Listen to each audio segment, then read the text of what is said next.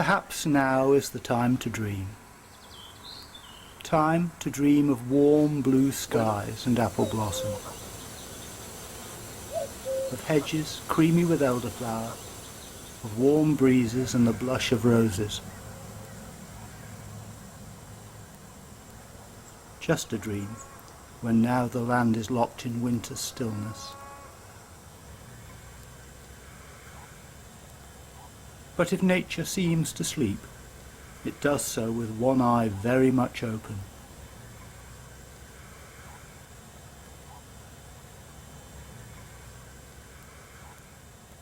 Soon the scent of snowdrops wakes hungry bees. Day by day the sun rises ever higher and colour suffuses the countryside. Gardens and churchyards glow with crocuses, and old friends reappear to gladden us. Celandine, coltsfoot, Viol's water, Dorothy and William Wordsworth's daffodils still bloom.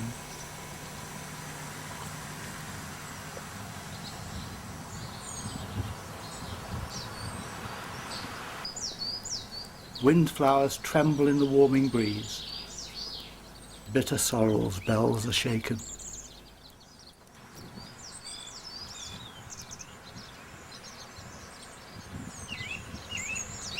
Primroses, still only half painted.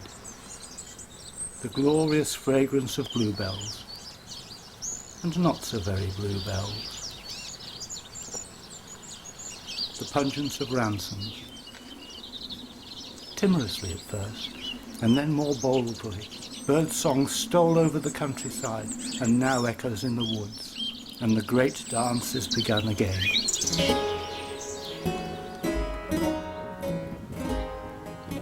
When I was a child, I thought of nature as a huge garden, a garden that belonged to everyone, a garden that no one had made, that had just happened, and that no one owned. An unofficial garden, a magical place full of bright, fragile flowers and mystery, that looked after itself and would always be there. I came to realize, sadly, that things were not quite that simple, that what I was looking at was not entirely natural, that most of it had been made, or allowed often very grudgingly to exist. I became aware that flowers were disappearing from the countryside, and I came to look to road verges for my escape into wild reality. For surely no one could be interested in possessing these little, otherwise apparently useless strips of land at the sides of the roads. I found that even in these places care and management were needed to ensure the survival of the glorious flower-bedecked wilderness that I had hoped for. I went to a day devoted to the care of wild plants on road verges, where I heard opinions voiced, concerns raised, stratagems proposed. Do we really know what's out there? And do the county council's contractors do what they're supposed to do anyway? Certainly some of them just don't seem to be managed at all. It's the bit that isn't tarmacked. It's what's kind of left over, which is kind of an interesting way of seeing how come we're left with Verges.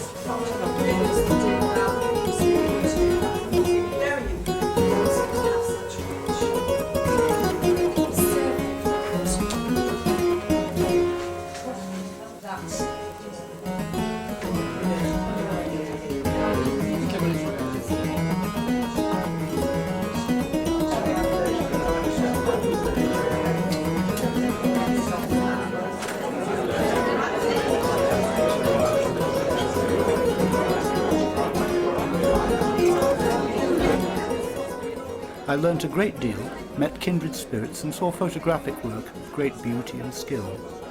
It was a rewarding experience.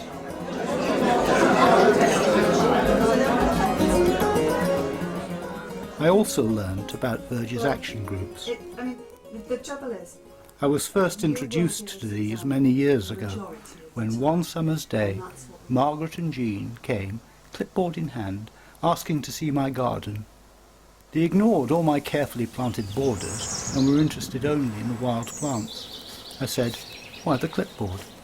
Have even wild plants become victims of officialdom? All plants are important. Living creatures depend upon them, and we should care for them all. And she does.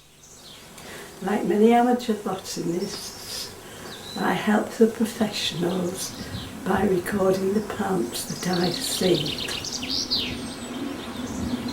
Margaret told me that she was a member of a group set up to promote an awareness of the importance of roadside verges to plants and wildlife. I spoke to Mike Downham and Brian Jeffrey, both founder members. Why are road verges so important?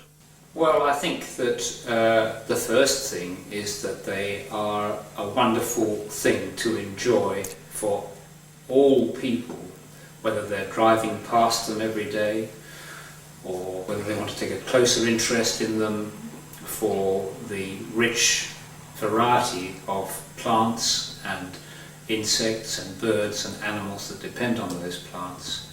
There's something which is available to all of us in a way which the rest of the countryside is not always so available. So I think that's the first thing which makes us feel they're important and we want to do something about them.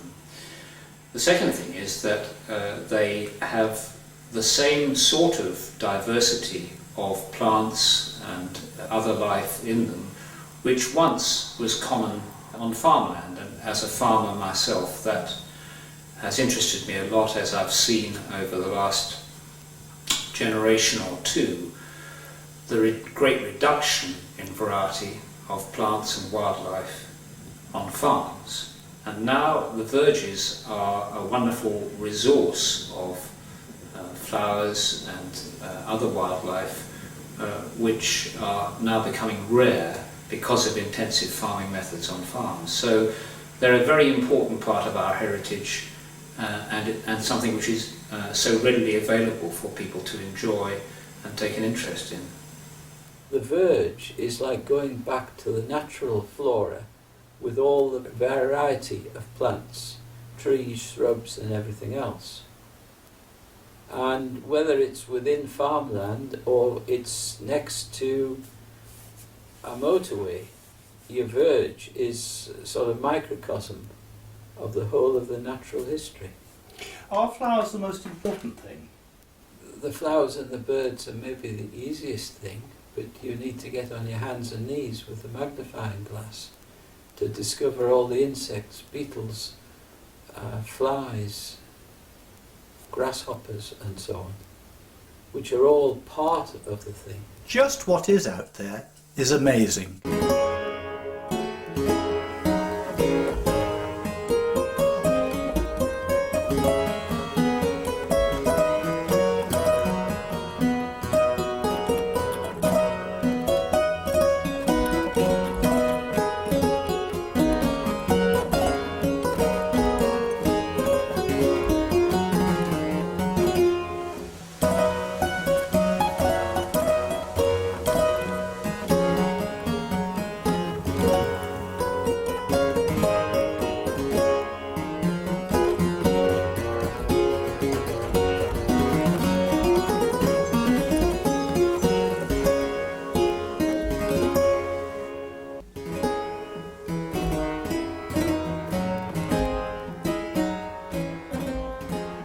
Beauty is not confined to rarities.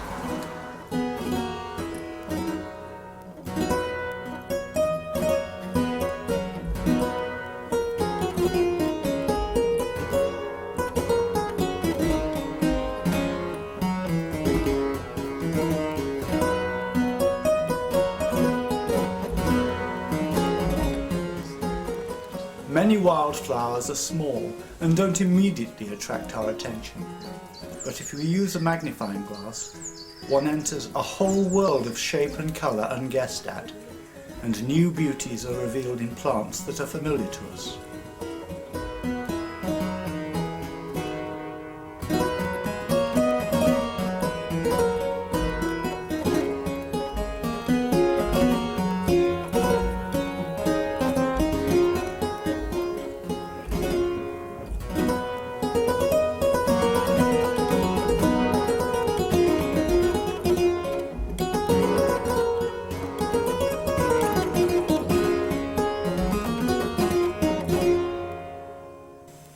We have a marvellous wealth of verges. We have 5,700 kilometres of road county, but also we have one of the richest diversities of plants probably in any county in England. Most people would take at least some pleasure in seeing roadside verges blazing with flowers, and many would say, yes, let's do something to preserve them. But perhaps those same people might look at a less obviously appealing verge and dismiss it as not worth bothering about. Nothing could be more misleading. The duller verges frequently contain plants that are every bit as valuable and in need of our care and help. Plants that do not particularly attract us may be very important to specific insects who may depend upon them. Insects whose demise might well cause a greater or lesser crash and domino effect in the food chain, which behaves very much like a house of cards. We are only just starting to realise that we may be very sensitive to and seriously affected by disruptions in this chain. We are fortunate that people like Margaret and Jean use their knowledge, skill and time to help in monitoring the flora and therefore the fauna on our roadside verges. Do you find the work being done by local Verges action groups helpful?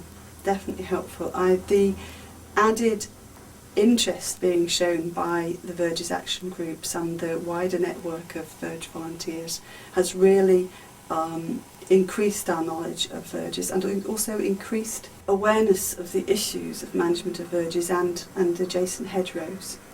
The involvement of volunteers has had, I think, given a major kickstart to the work that we've been doing. How knowledgeable do people have to be to make a worthwhile contribution to preserving verges? They don't have to be particularly knowledgeable. I think the main thing is being very interested and wanting to learn and wanting to get involved. I'm interested in initially people learning just a few wildflowers, those that are particularly indicative of what we might class as a better verge, as a more species-rich verge, so that we can build up a greater knowledge of those verges. But people have a lot of different ways in which they can get involved, and they're bringing the ideas into a wider arena, I think, than just county council highways. It's very important for local groups like us to support the county council in trying to take an interest locally in what's going on. I went to see John Robinson, Cumbria's chief highways engineer, and asked him what is his approach to the road verges policy. Oh, road safety without a question. We get long verges, we do get severe problems with people not being able to see at road junctions or see around the insides of bends and things. We've got to keep that. That will override everything. But the ecological point is secondary to the road safety, but is a very important thing nonetheless.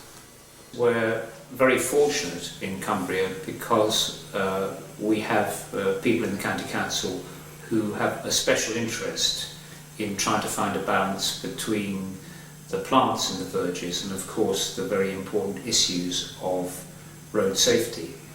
Though the aim of cutting verges is primarily for road safety, how much care is being taken of plants on verges?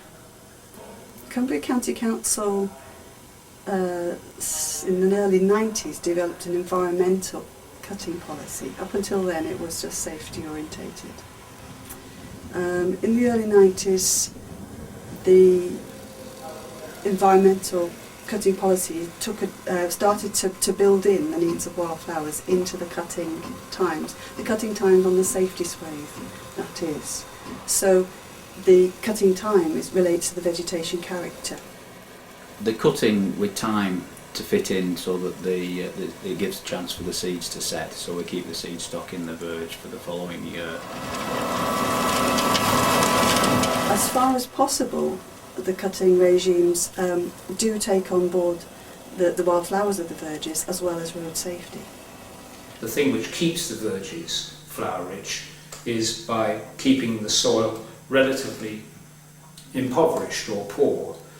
And if you leave all the cuttings from the verges to rot onto them, then this over the years enriches the verges and tends to favour the strong common grasses rather than the rarer and more diverse those plants.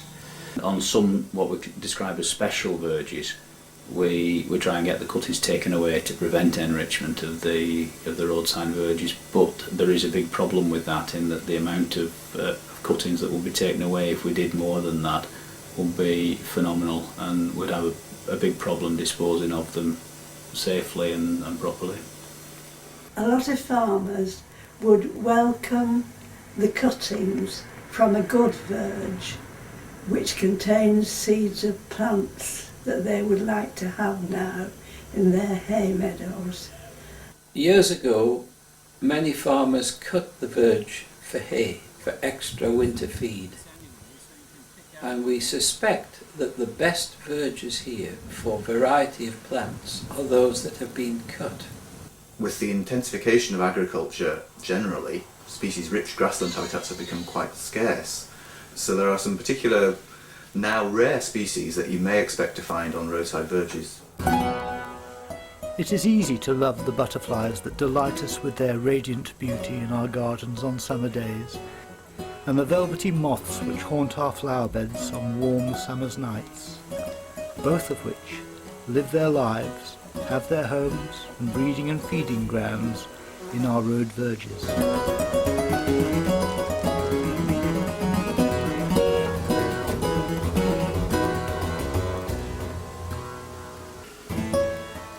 It is perhaps less easy to love the spiders and the myriad of insects that are born, live and die there. But they're all important.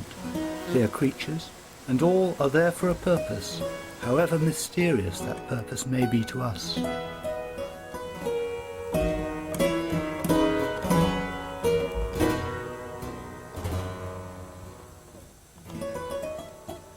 People tend to think, well, perhaps very little of insects, but they're all part of a very complex food chain. Absolutely. Insects are the food for many species of bird, and if you don't have the insects present, then you don't have the birds or the bats and other predators, and really they're an essential part of the food chain. If you lose some of those insects, then obviously you lose species further up the food chain that are more apparent and perhaps more enjoyable. But equally, there are butterflies and some very spectacular insects that you can get along roadside verges, which really enhance the beauty of the landscape and the quality of our lives. There are so many different types of microhabitat that insects can exploit, from tall, flower-rich grassland to bare grounds. Once you get into hedgerows and so on, then you'll get woodland species using the hedgerows. And really, the greater the diversity of the habitat, the more species you're likely to find. In many ways, they're an indicator of the health of our environment, which has got to be important to all of us. If we're living in an impoverished environment, a damaged environment, and we're losing these species, then that is a serious warning to us that things are going wrong. Insects are changing all the while, and the whole business of having a wide and diverse gene bank, is that important, or are insects just disposables? No, it certainly is important. One of the things that roadside verges and hedgerows can do is actually to link habitats that have now become rather isolated, and that enables, well, some of the larger species can actually move directly between one patch of habitat and another. They may well use grasslands or hedge bottoms as a way of moving undetected between one patch of woodland and another. But they also enable smaller species such as insects to spread along them and actually live quite happily in these environments. But the gene pool is actually then linked between one isolated patch of woodland and another through the hedgerow or the roadside verge. And that enables genetic mixing, stops things becoming too isolated, too fragmented. And these wildlife corridors are really essential to maintaining populations throughout the area. You can't divorce one aspect of natural history from another. It's very easy, and we're all guilty of it, of concentrating on one subject and perhaps having little knowledge or little understanding of another. And I believe, consequently, that if we get one habitat right, the benefits for everything will accrue. The verges support a lot of species that rely on verges that are characteristic of verges. So in a sense they're kind of, and they're rare or far less common in other parts of the farming landscape. The verges are particularly important for some of the taller flowering species and the old meadow species.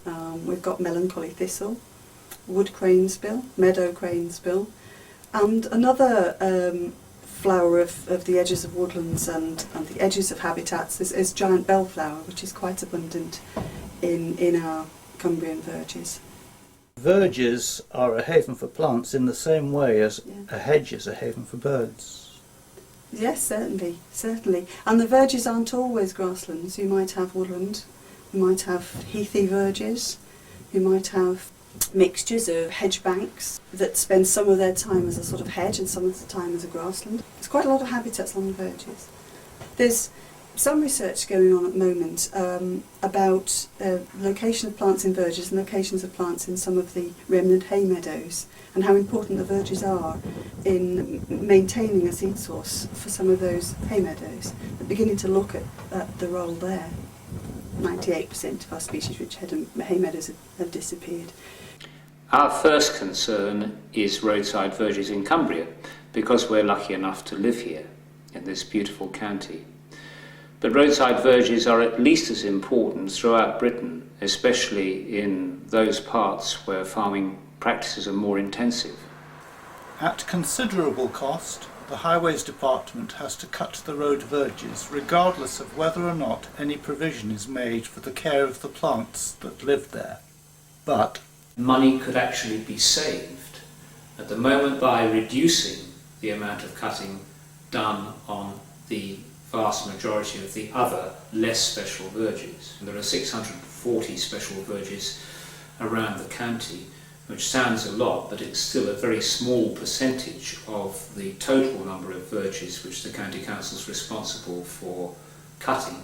Well, these are the verges where we've found all sorts of interesting things growing in there. They're usually fairly impoverished in terms of the soil, and that you don't get a lot of vigorous luxuriant growth. You don't get the strong species like cow parsley and hogweed and things like that growing in there.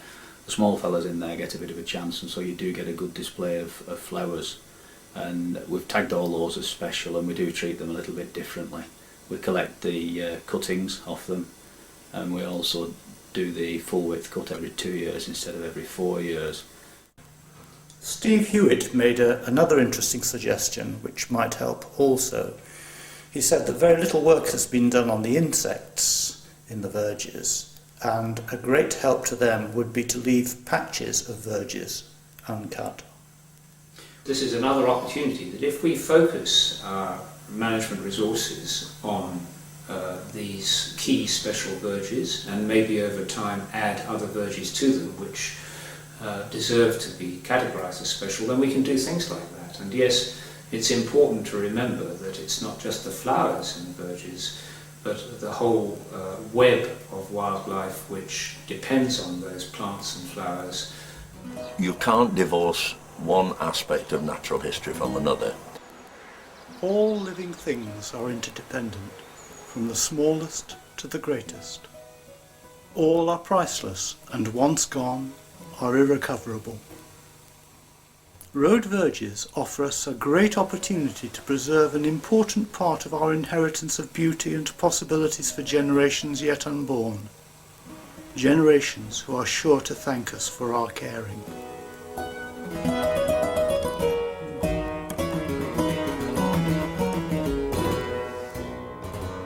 Motorway verges are outside the ambit of the general public.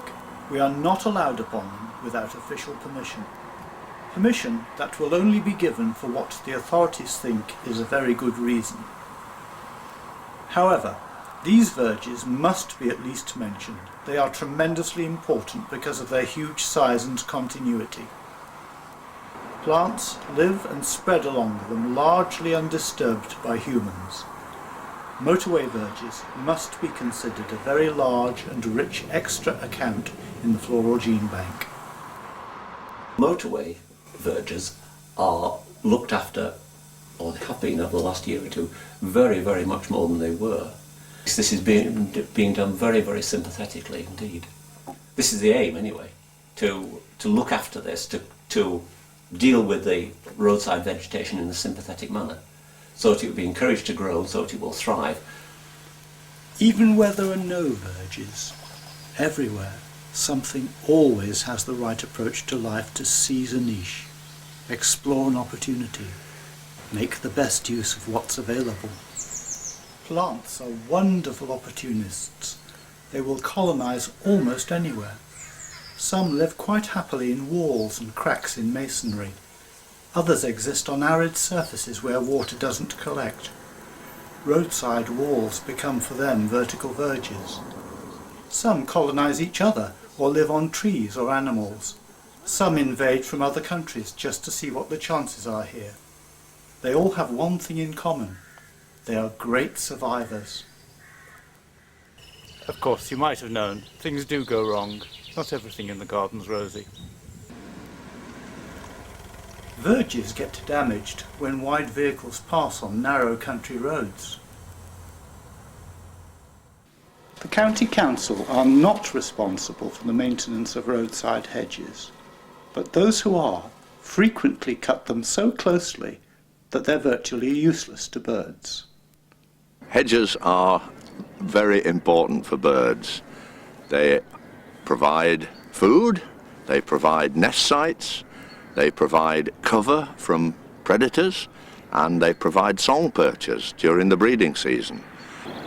Why do we have to flail our hedges every year? I deplore the way we treat our hedges, and the effect that it has on bird life is enormous. As we have heard, there are problems with removing and dealing with the cuttings of special verges. There's far too much left on the verges, and it isn't being removed at all. You see, a lot of verges are not cut completely every year. A lot of them are only cut every 2 years, and some of them don't seem to be cut at all, do they? And some of the special verges, their cuttings have been removed very efficiently, but not on all of them. There is also the perennial and expensive problem of verge cutting machinery being damaged by litter. The farming machinery is expensive, and it's all the rubbish that people throw out of cars into the verges that can damage these machines. Grit and salt are essential for our safety on icy roads in winter. In the countryside, grit and salt are left in heaps on the verges of hills. This can cause problems because the salt is toxic to most plants and it tends to spread. But the salt heaps, they sort of keep putting more on top of them, and they're spreading out more and covering a bigger area all the time. They don't seem as if they ever go back and remould them. You know, they just let them spread, and then come the next year, pile another pile of salt on. And they're getting bigger and bigger, the salt heaps, aren't they? All the time. And I think there are far too many of them. Yes. There are a lot of places where we've counted as many as 30 Yes. on a stretch of road. This problem could be solved by putting the salt and grit into large plastic bins. Another problem is badly carried out verge, ditch and hedge maintenance. Margaret, what has happened here? Well, the county council have been ditching here, and what they've scooped out of the ditch has been deposited on the verge. Now, this is a verge that normally has a great many orchids on it, and it's doubtful now whether the orchids will come on this verge again. There's one particular interesting plant on this verge, a butterfly orchid, and there are only about 3 places in this area where there's any hope of finding them. So it would be a great loss if the ones on this verge have disappeared. Yet another problem is the cutting of verges at the wrong time by people who either don't know or don't care about the needs of plants. On this stretch of country road, Jean, I believe we've lost something rather special this year. What is it? Yes, it's the broadleaf helleborines. Quite a number, at least 8 or 10 have been cut off before they had time to set the seeds, probably by the local farmer. The problems of fly dumping and the dumping of building rubble are unlikely to go away, but could be improved for the future by education. From other people that you know now, younger people, do you think that they tell their children about plants or teach them a love of the countryside? Yes, I think people are more caring about the countryside now, but a lot of people are still not aware of plants. They don't. What you mean they're more aware of the birds, birds and the trees, but not so much of flowers. That's right. Not so much of flowers. When you take them and show them, or you show films of flowers, a lot of people are so amazed at seeing a flower that's something quite simple, even as simple as a daisy, because they've never really looked at it before, and they've walked past them all the time and never seen a lot of these flowers.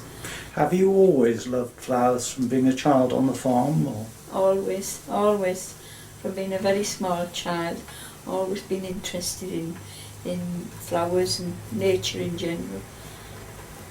Yes. And you think that has been a valuable part of your life? That's something that you are glad that you've got? Oh, definitely. Yes. Summer comes and goes, and lovely as the rose. As summer fades, swallows gather and depart, and autumn stains the countryside.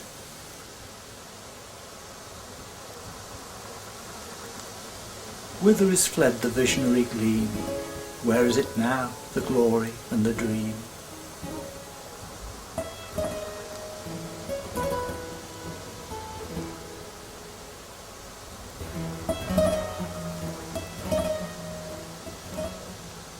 I think actually seeing and appreciating flowers in bloom and the wonderful displays of leaves and berries that we've had over the last month or two, I think it's impossible to measure it, but I think it does one good. I think without a shadow of doubt it must help loads and loads of people try to drive better, to relax, to feel better in themselves, and as a result to be safer drivers. I have no doubts at all about that. I know that's how it works with me, and I'm sure lots of other people feel exactly the same way. Yes, I do myself. Yeah, I don't have any doubts at all.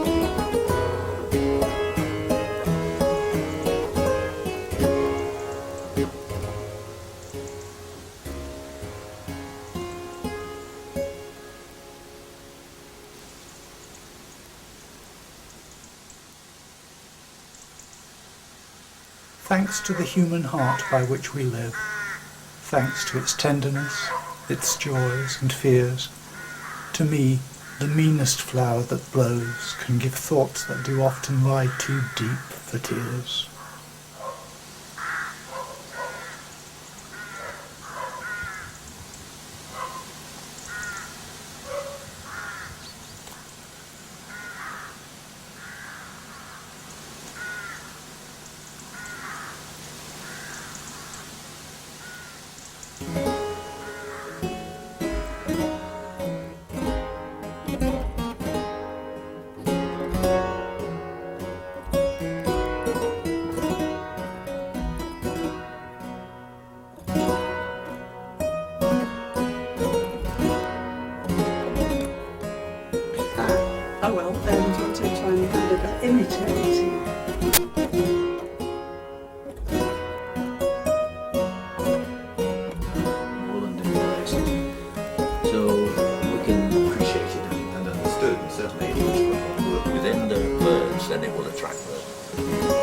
really rare things.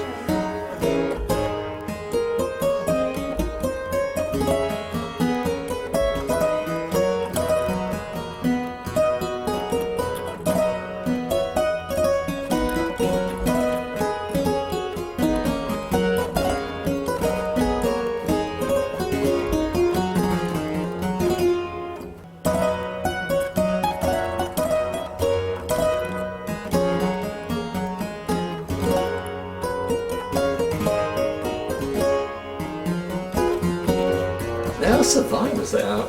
You know, they deserve our admiration because